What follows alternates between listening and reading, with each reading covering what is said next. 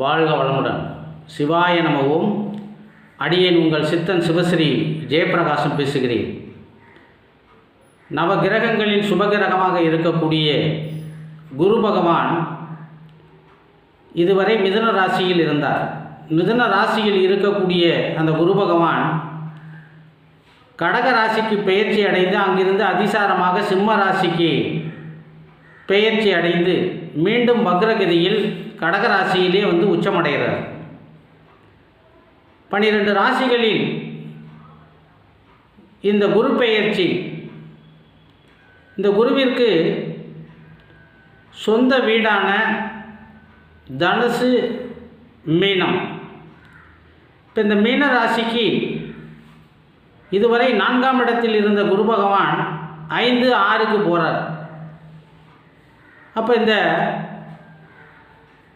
மீனராசிக்கு 5இல் போய் உச்சமடைகின்ற குருவால் என்ன பலன்கள் கிடைக்கும் அப்படிங்கிறத பற்றி தான் இந்த பதிவு. பொதுவாக இந்த மீனராசிக்காரங்க 7 சனியில் ஜென்ம சனியில் இருக்காங்க. அதாவது ராசியிலேயே சனி பகவான் இருக்கார், 12ஆம் இடத்துல ராகு இருக்கார், 6ஆம் இடத்துல கேது இருக்குது.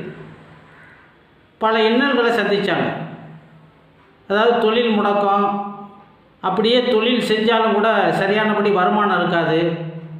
போட்டி பொறாமை தொழில் செய்யக்கூடிய இடங்கள்லே ஆகட்டும், மற்றபடி உறவுகள் பிரிவு, நண்பர்கள்ட்ட பிரச்சனை, வாழ்க்கை துணையிட்ட கருத்து வேறுபாடு, குழந்தைகள்கிட்ட கருத்து வேறுபாடு, பிள்ளைகள்கிட்டே கருத்து வேறுபாடு இந்த மீனராசிக்காரங்களுக்கு இருந்திருக்கும். அதாவது குடும்பமே பார்த்திங்கன்னா ஒரு ஒற்றுமை இல்லாத நிலைமை இருக்கும். உறவுகள் கொஞ்சம் தள்ளி இருந்திருப்பாங்க. ஏன்னா நிறைய கடன் வாங்கக்கூடிய சூழ்நிலைகள்லாம் இருந்திருக்கும். மருத்துவ செலவுகள் கூட பண்ணியிருப்பாங்க. அதாவது நிறைய பிரச்சனைகளை சந்திச்சிருப்பாங்க. அப்படி இருக்கக்கூடிய இந்த மீன ராசிக்கு ராசி அதிபதியே 5ஆம் வீட்டில் போய் உச்சமடைகிறது மிகப்பெரிய ஒரு யோகம்னு தான் சொல்லலாம். ஏன் அப்படின்னா, உச்சமடைகின்ற குரு 9ஆம் பார்வையாக இந்த மீனராசியை பார்க்குறாரு. அப்போ அங்கே இருக்கக்கூடிய அந்த சனி பகவான் இருட்டாக இருந்த அந்த ராசி இப்போ வெளிச்சம் பெறுது, அங்கே ஒரு ஒளி கிடைக்குது. அப்போ இந்த சனி பகவான் ஒரு சுபகிரகமாக மாறி நன்மையை செய்ய போகிறார். இந்த 1 வருட காலமும் இந்த மீனராசிக்கு ஒரு பொன்னான காலம் அப்படின்னு தான் சொல்லலாம். லாபஸ்தானத்தில் இந்த பார்வைப்படுறதுனால அவங்களுக்கு தொழில் நல்லாயிருக்கும். தொழில் மூலமாக நிறைய லாபங்கள் கிடைக்கும்.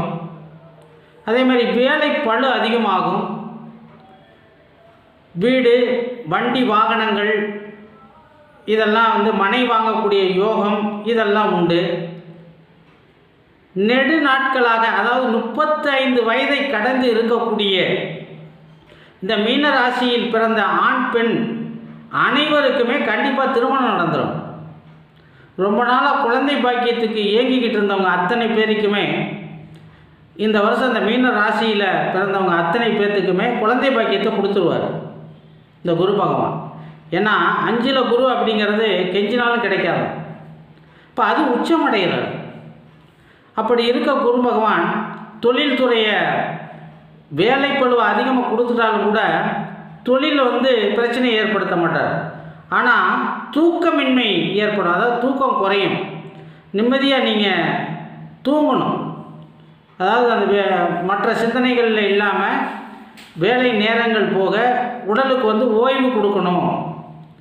அதே மாதிரி பார்த்தீங்க அப்படின்னா, வாழ்க்கை துணையிடம் இது வரைக்கும் கருத்து வேறுபாடு ஏற்பட்டிருக்கும். அதெல்லாம் இப்போ சரியாகும். அவங்களுக்குள்ளே இருக்க பிரச்சனைகள்லாம் தீர்ந்து அந்த வாழ்க்கை துணையிடம் ஒரு இணக்கமான ஒரு சூழ்நிலை உருவாகும்.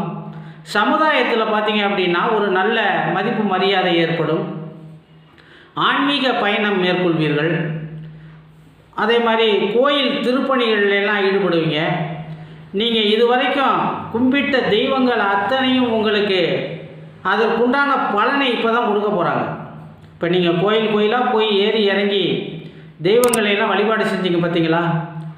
அதுக்கு நம்ம நினச்சிருப்போம், நம்மளும் கோயிலாக சுற்றுறோம், ஒரு காரியமும் நடக்க மாட்டேங்குது, நம்ம தொட்டதை ஒன்றுமே தொடங்க மாட்டேங்குது, எங்கே போனாலும் தோல்வி தான் ஏற்படுது, வீட்டில் பிரச்சனை, ஊரில் பிரச்சனை, நம்மளை யாரும் மதிக்க மாட்டேங்கிறாங்க அப்படின்லாம் நீங்கள் நினச்சிருப்பீங்க. அதெல்லாம் வந்து பார்த்தீங்க அப்படின்னா உங்களுக்கு இப்போ அதுக்கு உண்டான பலன்கள்லாம் இப்போ இந்த தெய்வங்கள் கொடுத்துரும். உங்களை வந்து எல்லோரும் மதிப்பாங்க. சுற்றத்தார் உறவினர்கள் எல்லாம் வந்து உங்களை வந்து எந்த ஒரு விசேஷத்துக்கு மதித்து அழைப்பாங்க. அதே மாதிரி நீங்கள் ரொம்ப கவனமாக இருக்க வேண்டியது என்ன அப்படின்னா, நீங்கள் சுற்றுலாத்தலத்துக்கு போனீங்க அப்படின்னா இந்த நீர்நிலைகளில் கவனமாக இருக்கணும். ஏன்னா அதுலெல்லாம் வந்து ரொம்ப ஜாக்கிரதையாக இருக்கணும் அப்படின்னு சொல்லி இந்த ஜோதிட சாஸ்திரத்திலே சொல்லப்பட்டிருக்கிறது. அப்போ பார்த்தீங்க அப்படின்னா உங்களுக்கு இந்த குரு பெயர்ச்சி மிகப்பெரிய வரம் அப்படின்னு தான் சொல்லலாம். ஏன்னா ராசி அதிபதியே ராசியை பார்க்குறார். அப்போ ஒரு மிகப்பெரிய ஒரு பொன்னான காலம் தானே. அப்போ எவ்வளவு பிரச்சனைகள் வந்தாலும் சரி, மழை போல பிரச்சனைகள் உங்களுக்கு வந்தாலும் அது பார்த்தீங்க அப்படின்னா ஒரு மடு போல கரைந்து போய்விடும். நீங்கள் கனவு கண்ட மாதிரி நீங்கள் நினச்சதெல்லாம் நடக்கக்கூடிய ஒரு காலகட்டம் அப்படின்னு தான் சொல்லலாம். ஏன்னா இந்த 7 சனியில் நீங்கள் இருக்கிறனால தான தர்மம் நிறைய பண்ணுங்கள், சரிங்களா? அதே மாதிரி உங்களை யார் வந்து எது கேட்டாலும் சரி, உங்களால் முடிஞ்சதை உதவி செய்யுங்க.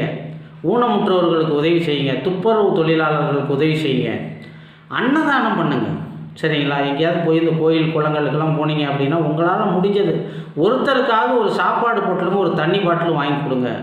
மிகப்பெரிய ஒரு மாற்றத்தை இந்த குரு பகவான் கொடுப்பார். மேலும் உங்களுக்கு இந்த குரு பயிற்சி நன்மை செய்யணும் அப்படின்னா நவ கிரகங்களில் இருக்கக்கூடிய அந்த குரு பகவானையும் தென்முக கடவுளான தட்சிணாமூர்த்தியையும் அதே மாதிரி மகான்கள் வழிபாடு செய்யுங்க. ஏன்னா அந்த மீன ராசி அப்படிங்கிறது மோட்ச ராசி. அப்போ நீங்கள் மற்றவங்களுக்கு மோட்சத்தை கொடுக்கக்கூடிய மனிதர்கள். அப்போ நிறைய வந்து பார்த்தீங்க அப்படின்னா மகான்களுடைய தொடர்புகள்லாம் உங்களுக்கு ஏற்படும். அப்போ நீங்கள் இந்த சித்தர்கள் வழிபாடு, ஞானிகள் வழிபாடு, ஏன்னா அவங்களாம் உங்களை தேடி வருவாங்க, அதை உணர்வீங்க. இப்போ அவங்களெல்லாம் வழிபாடு பண்ணுங்கள். வாழ்க வளமுடன், எல்லாம் நிறைவாகட்டும், சகல ஐஸ்வர்யங்களும் உங்களுக்கு கிடைக்கட்டும். என்னுடைய வீடியோ உங்களுக்கு பிடிச்சிருந்தது அப்படின்னா லைக் பண்ணுங்கள், ஷேர் பண்ணுங்கள், கமெண்ட் பண்ணுங்கள். மறக்காமல் சிவஸ்ரீ பாலா அப்படிங்கிற என்னுடைய யூடியூப் சேனலை சப்ஸ்கிரைப் பண்ணுங்கள். பக்கத்தில் இருக்க பெல் பட்டனை மறக்காமல் அழுத்துங்க. வாழ்க வளமுடன். ஓம் நற்பவி.